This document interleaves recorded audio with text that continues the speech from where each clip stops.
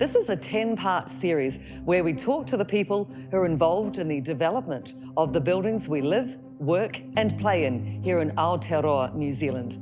Much of it was filmed before the COVID-19 outbreak, but the insights offered by the many people that we've spoken to remain relevant as we move forward in this new landscape.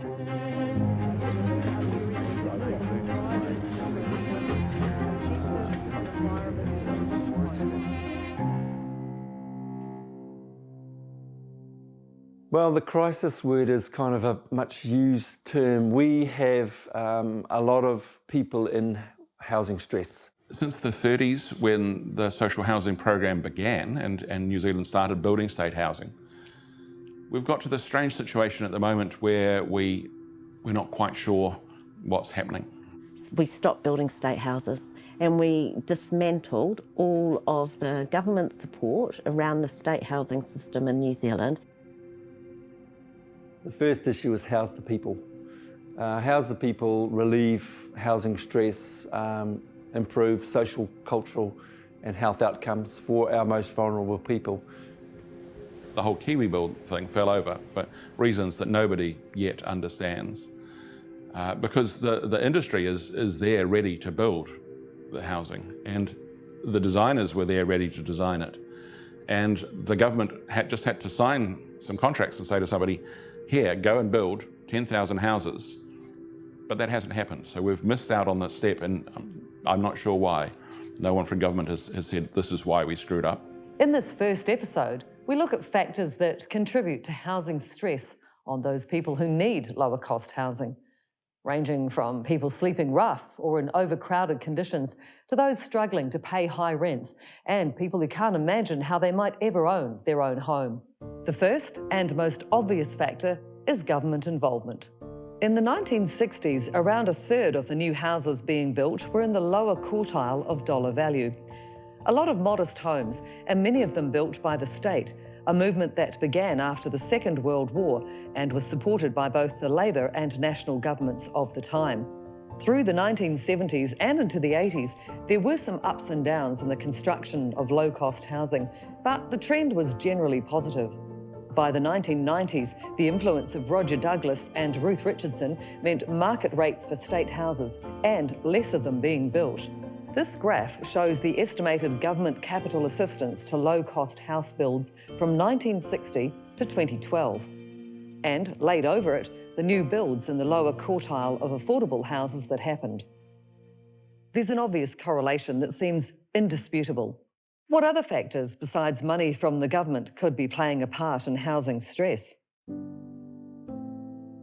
You don't have to look very hard to see that the countries that have the fewest housing problems are the countries who have managed to keep housing prices under control, whether that be through rent controls, whether that be through large state provision of housing, and also, crucially, through the allowance of flexibility in planning regimes and also the development of higher density models of living.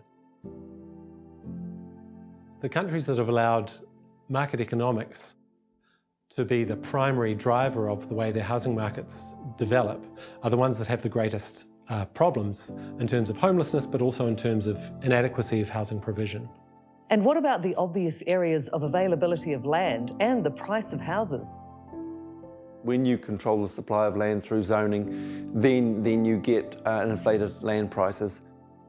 And then on the other hand, you've got a very big lobby which is trying to prevent the expansion of our towns and cities into arable land and to prevent sprawl, which has made public transport uneconomic and needing to be subsidised by regional councils normally. So there's that ongoing tension. Most housing in New Zealand is built by home builders, and the home builders will make more money off a larger house. They don't make much money off a smaller house. Developers, of course, are developing for profit, as is their right and as is appropriate in the way the market is structured. But that means that developers are going to target portions of the market from which they can make the most money. Even in a situation that New Zealand finds itself in with an acute housing shortage, the market has not responded to provide housing for those people mostly in need. So It's so abundantly clear that the market has failed. It's incredibly expensive to build a new home in New Zealand. And we also have this terrible history of building inferior homes, which means the homes that a lot of people live in are inadequate and unhealthy. So it's a really complex constellation of factors, I think. And successive governments have tried with various degrees of will to try and unpick that. But certainly nobody has cracked it, or nobody is committed to addressing the supply problem in a way that starts to correct the imbalances we see through the entire market. The approach that was taken under the former government and with this government has been the 30-30-30 approach. 1/3 social housing, 1/3 affordable, 1/3 market. I think in general that is an appropriate way to go, but my argument is that within those 1/3 social housing that we must be much more accommodating of intergenerational housing solutions. We've got to move beyond the 2, 3 and the occasional 4-bedroom dwelling to acknowledge that Māori whānau, to support each other, need to have multiple generations living in the same dwelling or same environment, and they need to, of course, have that wraparound support. We have a situation in Aotearoa where we don't have enough land. For Māori communities, that doesn't hold true. A lot of land was confiscated through colonisation processes, but Māori actually have land available where they could build papakainga to rehome and to rebuild family connections back onto their tribal lands. However, we've got barriers with policy regulations, we've got barriers with the economic solutions that are being delivered, or I suppose the economic mechanisms that are really limiting Māori to being able to do papakainga developments in a scaled up way. I think that Māori housing models, ones that have existed before and ones that people are working to create contemporary equivalents of, have huge promise not just for Māori residents, but for the wider population. Because at the moment, for example, a lot of our older people only feel there are rest homes as an option for them, because a lot of councils haven't allowed the creation of second dwellings on existing sites, or enough compact developments. So, for example, you can age in your own suburb and move from a large family home to a small townhouse or to an apartment in the same area so that you retain the familiarity of that neighbourhood. One of the really important things about papakainga is it's not just about putting whānau Māori into a house, it's actually about creating wellbeing outcomes and hauora outcomes, oranga outcomes for whānau.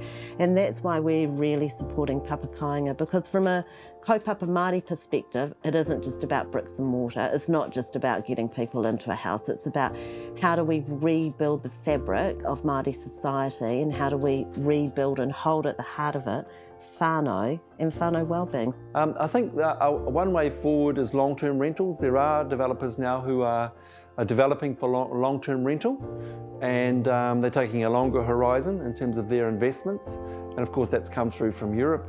And so I think those developments will help with affordability. Countries like Germany and Switzerland, who have really solid renting models, have had much less problem with housing provision.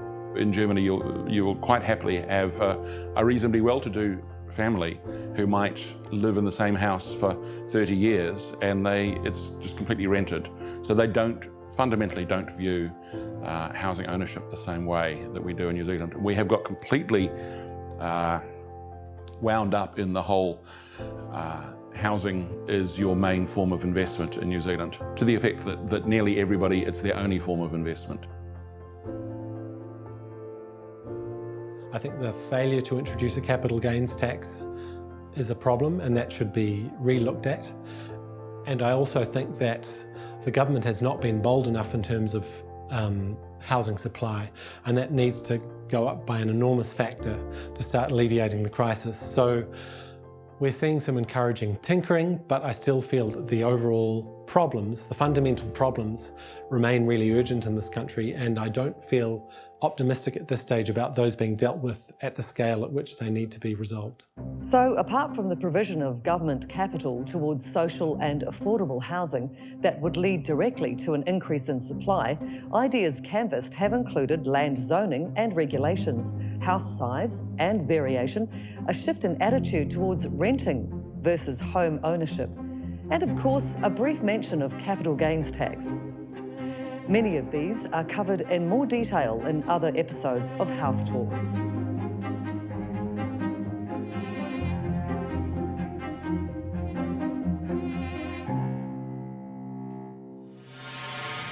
This program was made possible by the RNZ NZ On Air Innovation Fund.